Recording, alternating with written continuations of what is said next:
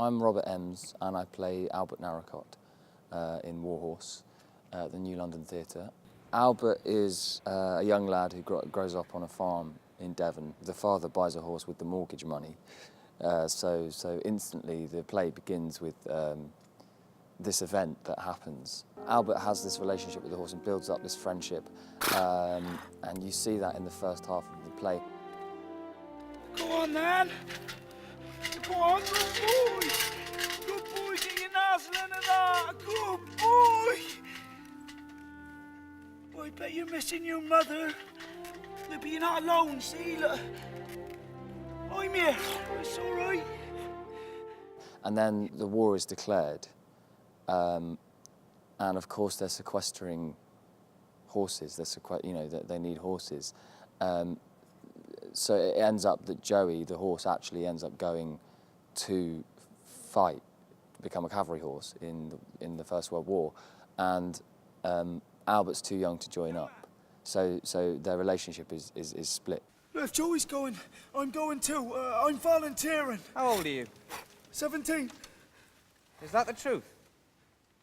16. Don't worry about your Joey. He's quite a horse, Albert. Oh, you've done a superb job on him. But for now, his place is with the army.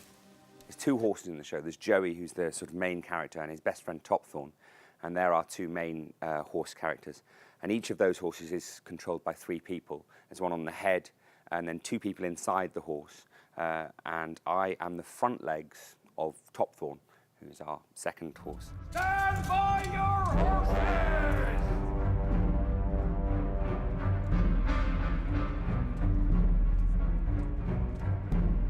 Company! Out!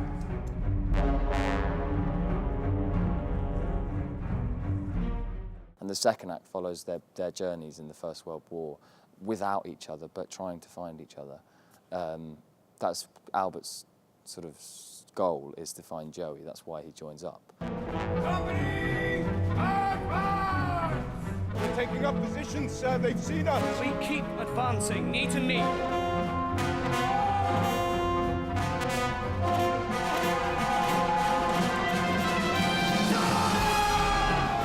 One of the most important emotional indicators of the horse is the ears. So the ears are actually individually controlled from this rod down here. And that's really important because the position of the ears tells us what emotional state the horse is in, but it also lets us know what the horse is paying attention to.